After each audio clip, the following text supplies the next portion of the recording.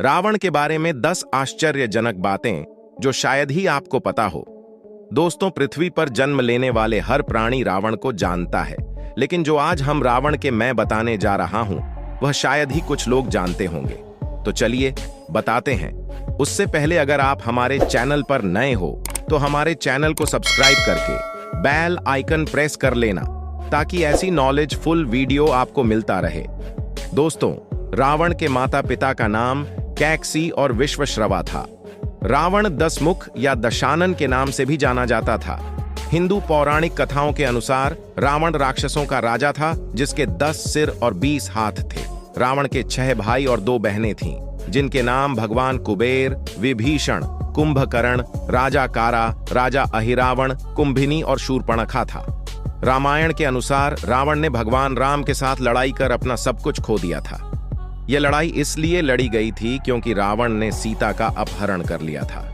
उनको वास्तुकला, शास्त्रों में ज्ञान और ज्योतिष की अच्छी तरह से जानकारी थी, इसलिए कहा जाता है कि उनके 10 सिर इसी कारण से थे। वे तंत्र शास्त्र और ज्योतिष पर किताब लिख चुके हैं, जिसका नाम रावण संहिता है, जिसे ज्योतिष की सबसे बेहतरीन किताब माना जाता है। इस वजह से उनमें बहुत अधिक आत्मविश्वास और अहंकार आ गया था। इसी का परिणाम था कि भगवान राम ने उन्हें लड़ाई के दौरान मार डाला था। 1. क्या आप जानते हैं कि रावण को यह नाम शिव से मिला था? यह तब हुआ जब रावण शिव को कैलाश से लंका में स्थानांतरित करना चाहता था, जिसके लिए उसने पर्वत उठा लिया था। लेकिन शिव ने पर्वत पर अपना पैर रख दिया और अपनी एक पैर की अंगुली से रावण की अंगुली कुचल दी। रावण दर्द से दहाड़ा, लेकिन वो शिव की शक्ति को जानता था, इसीलिए उसने शिव तांडव स्तोत्रम प्रदर्शन शुरू कर दिया। और यह कहा जाता है कि रावण ने अपने 10 में से एक सिर को वीणा की तुम्बी के रूप में, अपने एक हाथ को धरनी के रूप में और स्ट्रिंग के रूप में अपनी तंत्रिकाओं के उपयोग से एक वीणा को रूपांकित किया, जो रुद्र वीणा के नाम से जानी जाती है। इससे शिव प्रभावित हो गए और उसे रावण, जो व्यक्ति जोर से दहाड़ता है, का नाम दिया गया था। 2. यह आश्चर्यजनक बात है कि रावण ने राम के लिए एक यज्ञ का प्रदर्शन किया था, और जब वह मर रहा था तब उसने लक्ष्मण को बहुमूल्य ज्ञान प्रदान किया था। रामायण के अनुसार यह कहा जाता है कि राम की सेना को लंका जाने के लिए पुल का निर्माण करना था, जिसके लिए शिव का आशीर्वाद चाहिए था। इसके लिए उन्होंने यज्ञ की स्थापना की। और उस समय की सबसे बड़ी सच्चाई यह है कि रावण पूरी दुनिया में शिव का सबसे बड़ा भक्त था, और वह आधा ब्राह्मण भी था। इसीलिए यज्ञ को स्थापित करने के लिए वह सबसे उचित व्यक्ति था। रावण ने यज्ञ का प्रदर्शन किया और राम को अपना आशीर्वाद दिया। 3. पुष्पक विमान एक ऐसा हवाई जहाज था जिसे केवल कुछ ही लोग नियंत्रित कर सकते थे, और रावण ने अपने दम पर इसे नियंत्रित करना सीख लिया था।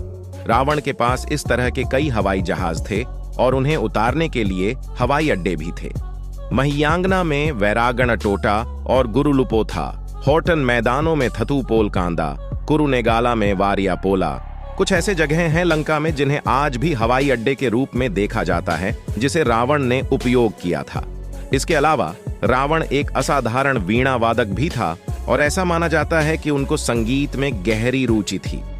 4. रावण एक असीम गति का आदमी था।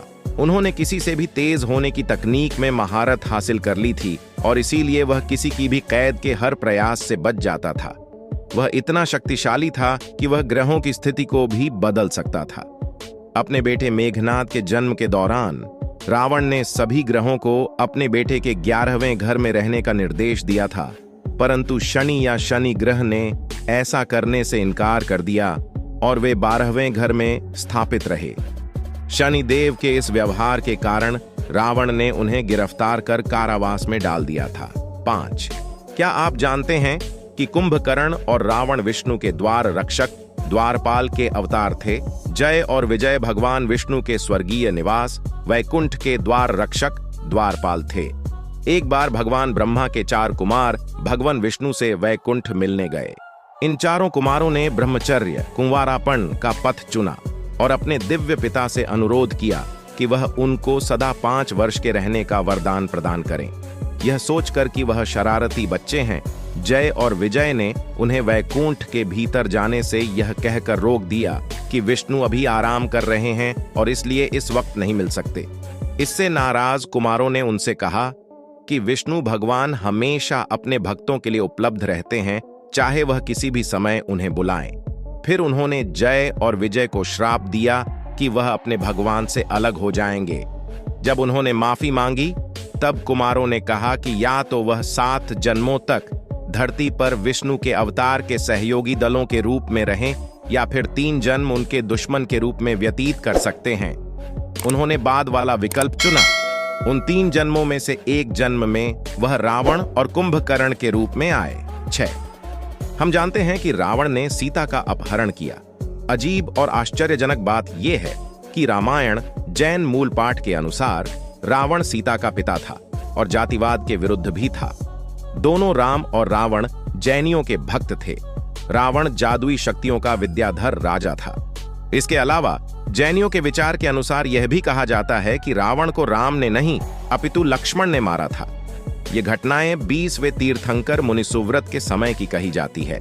7 रावण से सीखने के लिए बहुत सारी चीजें हैं, भले ही वह बुराई का प्रतीक है। उन्होंने बहुत से तांत्रिक उपाय बताए हैं, जिनमें से एक है कैसे हम अचानक से अमीर बन सकते हैं।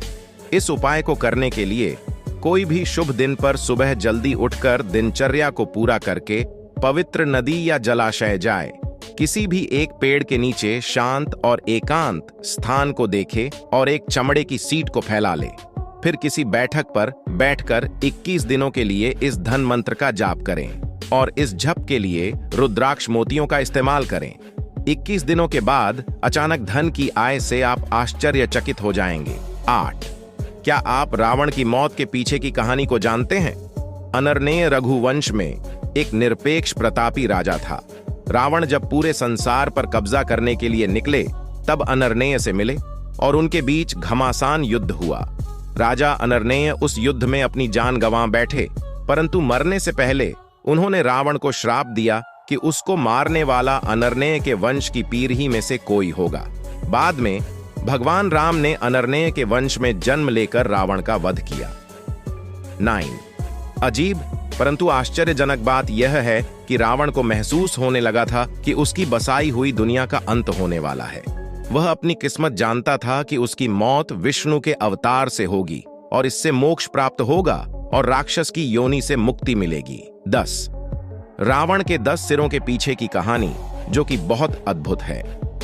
रामायण के कुछ संस्करणों के अनुसार रावण के 10 सिर थे ही नहीं, बल्कि ऐसा प्रतीत होता था जो रावण की मां ने रावण को 9 मोतियों के हार के रूप में दिया था। इससे किसी भी देखने वाले को एक ऑप्टिकल भ्रम पैदा हो जाता था। और कुछ अन्य संस्करणों में यह कहा गया है कि शिव को खुश करने के लिए रावण ने अपने सिर के टुकड़े कर दिए थे।